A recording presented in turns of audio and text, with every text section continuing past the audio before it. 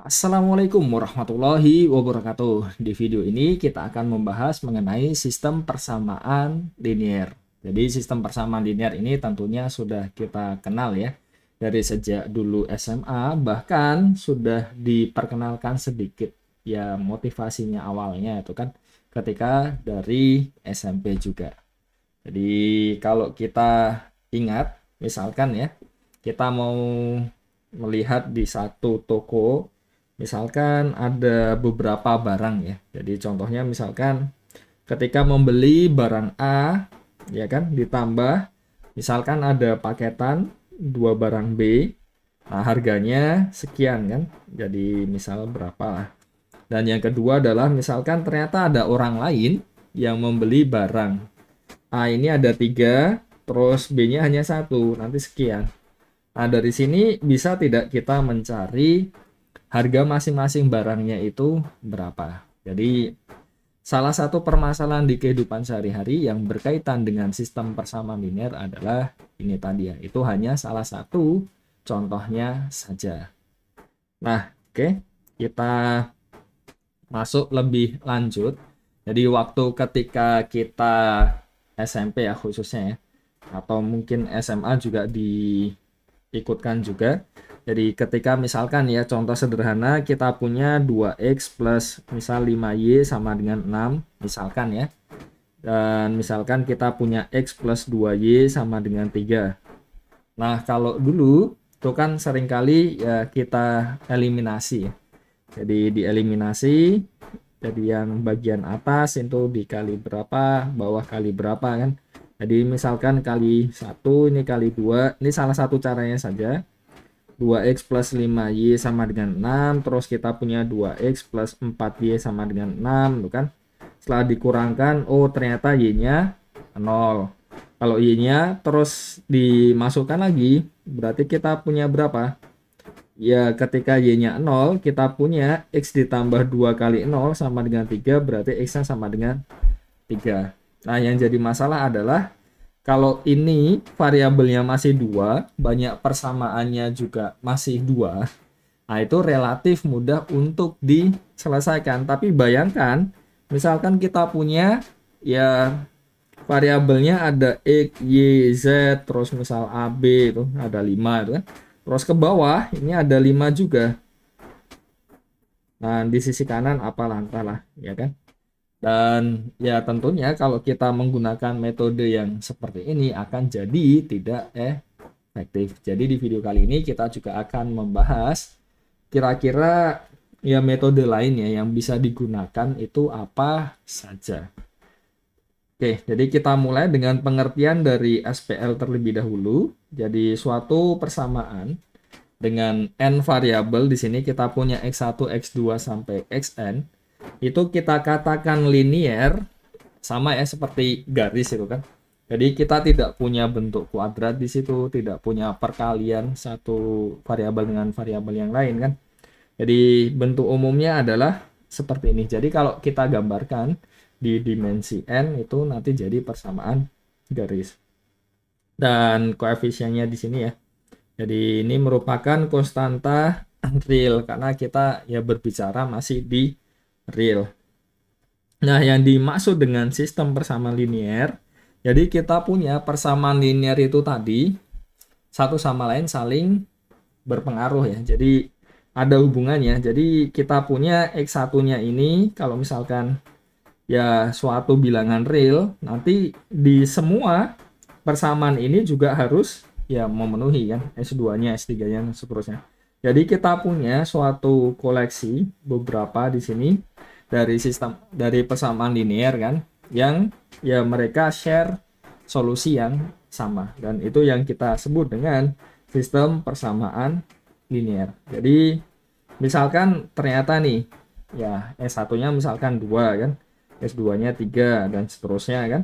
Jadi kalau kita substitusi ke yang kedua, ya dia juga harus memenuhi. Di substitusi yang ketiga harus memenuhi dan seterusnya sampai di ke N. Jadi tidak hanya memenuhi salah satu saja, tapi harus memenuhi ke semuanya ketika memang dia ada solusinya. Dan kalau kita ingat ya tentang matriks itu kan tentunya sudah cukup familiar kan, karena waktu sekolah kan sudah pernah dibahas kan. Jadi dalam notasi matriks biasa kita bentuk seperti ini kan. Jadi kita punya dari A11 sampai AMN. Nah, kalau kita kalikan dengan satu vektor di sini X1, X2 sampai Xn, nah nanti jadi yang solusi yang kanannya tadi ya, B1, B2 sampai Bn. Kenapa? Karena ya kalau kita kalikan bisa dilihat, misalkan baris pertama ini kalikan ini kan, bisa dilihat ya, dia jadi A11 X1 ditambah A12 X2 dan seterusnya sampai A1n Xn sama dengan B1. Nah, sampai paling bawah, nah kan kita punya AM1 X1 ditambah AM2 X2 dan seterusnya sampai AMN Xn sama dengan BM. Jadi sama saja ya. Kita bisa melihatnya dengan yang notasi awal ini, atau ya kita gunakan matriks. Dan biasanya kita juga menggunakan notasi yang ini ya. Jadi matriks diperbesar. Nah, matriksnya kita jajarkan dengan yang B1, B2 sampai BM. Nah, ada dua kasus di sini. Jadi kalau misalkan B-nya ini vektor 0, jadi B1-nya 0, B2-nya 0 dan seterusnya sampai BM-nya 0. Itu kita sebut dengan SPL homogen. Nah, kalau misalkan ada salah satunya, jadi cukup satu saja, lebih ya juga nggak apa-apa ya. Jadi intinya adalah kalau misalkan ada yang tidak 0 dari vektor B-nya ya di sini ya. Nah, itu kita sebut dia non homogen, jadi bukan homogen. Nah, selanjutnya bagaimana dengan disebut solusi ya. Jadi seperti yang sudah saya ungkapkan di awal tadi, kita akan punya contoh ini tadi ya, 2 ya. Nah, ini kan kita sebut di sini Y-nya 0, X-nya 3 itu solusi. Kenapa? Karena ketika kita substitusikan ke persamaan yang satu maupun ke persamaan yang kedua, dua-duanya akan memenuhi. Jadi ya sama saja ketika kita punya sistem persamaan linear, yang namanya solusi itu ya ketika kita substitusikan nilai-nilainya nah ke semua, jadi harus memenuhi semuanya. Jadi kalau misalkan kita substitusi ke semuanya dan semuanya memenuhi, nah kita sebut dia merupakan solusi dari suatu SPL. Jadi kita punya ini ya. Dan kemungkinannya ya tidak hanya ini ya. Jadi secara umum ya bisa jadi solusinya itu tidak tunggal kan. Ya contohnya apa? Contohnya sederhana ya, misalkan satu sama lain itu misal ya, X-nya misalkan harus sama dengan 2Y lah. Jadi kan juga mungkin ya. Jadi misalkan X dikurang 2Y sama dengan 0. Terus kita punya 2X ya kan, dikurang 4Y sama dengan 0 kan. Kalau ini kita selesaikan ya, misalkan X-nya 1, Y-nya berarti berapa? Setengah kan, itu memenuhi.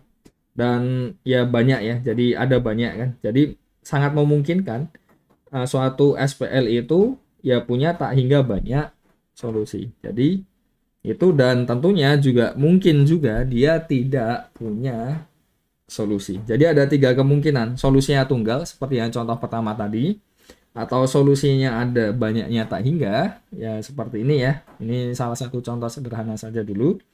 Dan tidak punya solusi. Tidak punya solusi itu kapan? Ya misalkan ya, kita punya 2X plus Y yang tidak punya solusi ya. Di sini ya contohnya ya. Misalkan saya punya berapa ini? 3 lah misalkan ya. Terus saya punya 2X plus 2Y sama dengan 3 juga misalkan. Ya tentunya dia tidak punya solusi. Kenapa? Andaikan dia memenuhi yang bawah, ya nggak bisa memenuhi yang atas kan. Jadi bisa dicek ya di situ. Lebih tepatnya ini ya. Jangan yang ini ya. Jadi nah ini. Jadi bisa dilihat ya seperti ini ya. Jadi 4X plus 2Y sama dengan 3. Yang satunya 2X plus Y sama dengan 3. Kalau yang tadi masih bisa. Kalau yang ini, nah ya bisa dicek ya. Yang tadi ketika koefisien depannya X itu 2. dia masih punya solusi. Tapi kalau yang ini, nah bisa dicek dia tidak akan punya solusi. Kenapa? Karena ya ini, kalau misalkan X-nya 0, Y-nya 0, ya nggak mungkin jadi 3. Kalau X-nya berapa, yang bawah pasti jadi berbeda. Jadi ini salah satu contoh ketika suatu sistem persamaan linear tidak punya solusi. Nanti juga bisa dicek ya, kapan suatu SPL itu punya solusi, kapan tidak. Jadi kurang lebih seperti itu.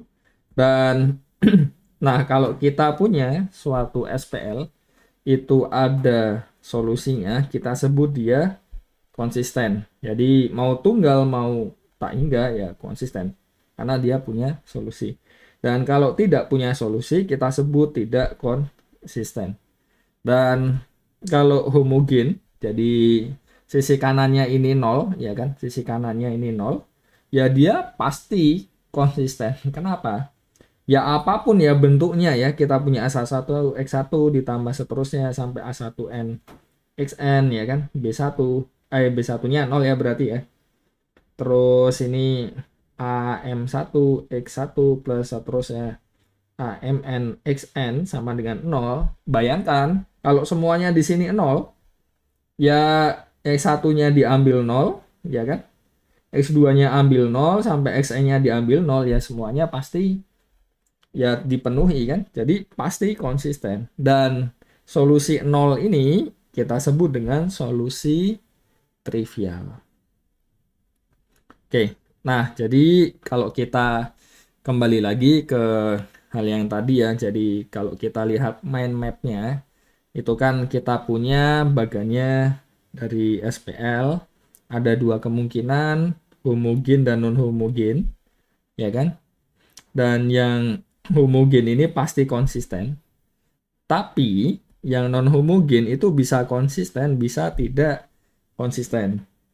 Dan nah, karena dia konsisten ya berarti solusinya ya bisa banyak atau tidak ya. Kalau tak konsisten ya berarti ya tidak punya solusi kan, berarti ya sudah ya. Yang konsisten ini bisa solusinya tunggal, bisa solusinya banyak. Jadi ada beberapa kemungkinan dari suatu sistem persamaan linear. Nah, ini beberapa tipenya. Jadi seperti yang sudah disampaikan di awal, kita kan punya persamaan garis kan. Jadi kalau kita gambarkan sebagai garis, kalau solusinya tunggal, artinya dia berpotongan di satu titik ya. Jadi satu persamaan linear itu kan satu persamaan garis. Dan kita ingin yang memenuhi dua-duanya, berarti kan ya di perpotongan keduanya. Atau kalau misalkan ada 3, ya kan, ya di perpotongan ketiganya. Nah, bagaimana kalau yang solusinya banyak? Nah, dia ya berimpit ya. Jadi semuanya yang di sini jadi merupakan solusinya. Nah, bagaimana dengan yang tidak punya solusi? Ya tidak berpotongan di manapun ya. Jadi contohnya ini. Nah, seperti yang tadi ya, sudah saya sampaikan tadi 2x plus y sama dengan 3, dan 4x plus 2y sama dengan 6, ya kan? Jadi, jelas dia merupakan dua buah garis yang sejajar, jadi tidak akan mungkin berpotongan di manapun. Atau kalau misalkan ini, jadi kita punya beberapa persamaan kan, kalau misalkan kita punya dua yang sejajar, kan ya tidak mungkin ada yang memenuhi kan. Jadi ya itu juga termasuk yang tidak punya solusi. Nah, ini suatu ilustrasi suatu sistem persamaan linear punya solusinya tunggal. Jadi ini supaya lebih mudah ya untuk memahami, kita pakai yang di dimensi 2 saja dulu supaya enak lah dipahami ya. Jadi kita punya suatu SPL bentuknya ini ya. Jadi ada dua ini.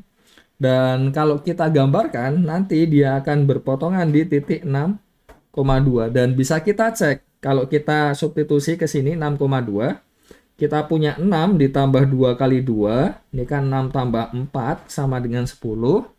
Dan yang kedua kita punya 6 dikurang Y ya, berarti 2 ya, ini sama dengan 4 kan cocok ya. Jadi ini punya satu solusi tunggal. Nah, contoh yang lain yang punya solusinya banyak, Jadi seperti yang disampaikan tadi kan, yang ya arahnya ya berimpit ya. Jadi kita punya X plus 2Y sama dengan 4 dan 2X plus 4Y sama dengan 4. Nah, semuanya yang ada di sini ya dia pasti akan memenuhi ya. Jadi kalau misalkan Y-nya itu sama dengan T, X-nya kita ambil 4 dikurang 2T. Contoh misal ya. Jadi Y-nya misalkan 1 nih. Ya kan? 1, X-nya berapa ini? 4 dikurang 2 kali 1. Jadi berapa? 2 ya. Nah, kita substitusi saja. Jadi X-nya 2, Y-nya 1. Cocok atau tidak? 2 ditambah 2 kali 1. Cocok ya 4 ya. Dan kita punya 2 kali 2 ditambah 4 kali 1 sama dengan 4 tambah 4, 8 ya. Kan cocok kan? Nah, kalau misalkan kita cek contoh lain. Ini tadi ketika T-nya sama dengan 1 ya. Kalau misalkan T-nya sama dengan 3 misal ya. Kita punya berarti Y-nya itu 3 karena Y sama dengan T. X-nya itu sama dengan 4 dikurang 2 kali 3 ya. Jadi 4 dikurang 6 negatif 2. Kita cek saja dimasukkan. Jadi kita punya X-nya negatif 2, Y-nya 3. Kita punya negatif 2 ditambah 2 kali 3, 6. Cocok 4. Dan kita punya juga negatif 2 kali 2, negatif 4 ditambah. Kita punya berapa? Y-nya 3 ya tadi, 12 ya. 12 kurang 4, 8. Nah, memenuhi juga. Jadi bisa dilihat nanti semua yang bentuknya seperti ini. Jadi kita punya 4 dikurang 2T, T. Nah, dia akan memenuhi ya semuanya. Jadi T-nya berapapun ya, bilangan real. Jadi ini contoh suatu sistem persamaan linear yang solusinya banyak. Oke ya. Nah, ini contoh yang tidak punya solusi. Jadi bisa kita cek ya. X plus 2Y sama dengan 4 dan X plus 2Y sama dengan 8. Kenapa? Karena andaikan dia punya solusi. Ya berarti kan misal solusinya X1, Y1 ya. Jadi ketika kita substitusi di sini yang satu menghasilkan 4, satunya menghasilkan 8. Padahal kan depannya sama kan. Dan itu tidak mungkin. Jadi ini adalah contoh SPL yang tidak konsisten, yang tidak punya solusi. Nah, bagaimana cara mencari solusinya? Salah satunya ya seperti ini ya. Seperti yang tradisional yang pernah kita lakukan, jadi metode grafik.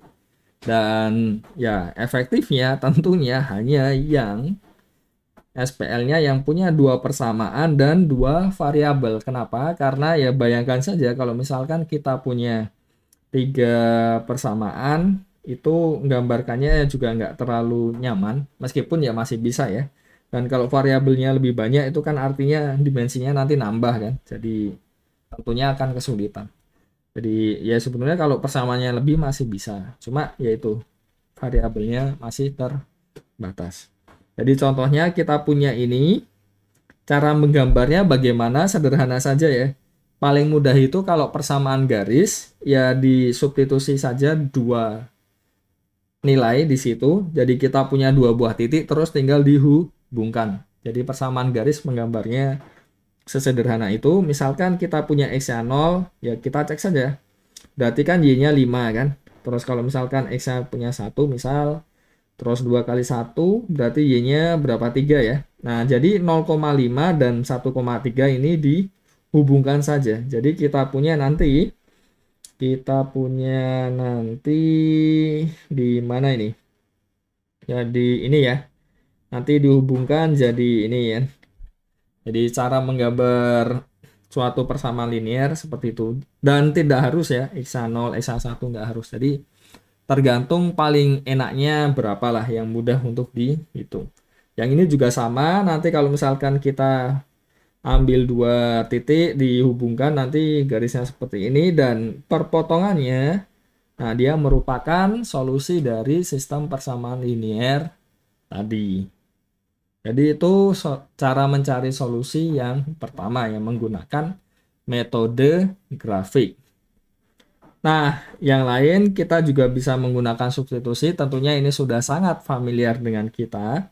Tapi ya sekali lagi, efektifnya itu untuk yang 2 persamaan, 2 variabel. Kenapa? Karena ya kalau misalkan lebih ya, ini 3 kali 3 jadi 3 persamaan 3 variabel, ya bisa, tapi substitusinya harus berkali-kali. Kenapa bisa seperti itu? Ya kita lihat dulu lah yang dua ya. Jadi yang dua ini kita bisa substitusi X-nya sama dengan sesuatu dan X-nya di sini kan diganti kan. Terus nanti diselesaikan. Nah bayangkan kalau misalkan kita punya 3, jadi kita punya A11 plus X, A12 plus ini kali X, ini kali Y, A13 kali Z, nah sama dengan B1, A21X, A22Y, A23Z ya, di sini ya, Z, B2, A31X tambah A32Y tambah A33Z sama dengan B3 ya. Bayangkan ya kalau sudah seperti itu, nanti kan kita punya harus X-nya sama dengan apa kan? Kita substitusi ke yang atas atau yang ke atasnya kan. Nanti mereduksi jadi hanya 2 persamaannya itu sudah butuh beberapa langkah kan. Dan untuk dapatin satunya juga masih nambah lagi kan. Jadi kurang efektif sebetulnya. Tapi kalau misalkan persamaannya hanya 2, variabelnya juga cuma 2, tentunya ini ya sangat efektif ya, masih cukup efektif lah, lumayan lah. Dan ya langkahnya saya rasa ini ya, sisanya tinggal counting biasa kan. Jadi hanya masukin dan aljabar biasa ya. Waktu dulu SMP kan juga sudah belajar ya. Jadi ini. Nah, kalau yang lain yang paling familiar itu biasanya eliminasi, itu seperti yang sudah saya contohkan di paling awal tadi. Nah, kalau eliminasi ya kita eliminasi, jadi dicocokin. Contohnya ini ya, jadi ini depannya X, jadi supaya sama kan nanti ini dikali 2, yang atas dikali 1 kan. Jadi ini yang seharusnya paling familiar. Dan tinggal kita eliminasi, jadi kita hilangkan bagian X-nya, jadi kita bisa menemukan Y-nya.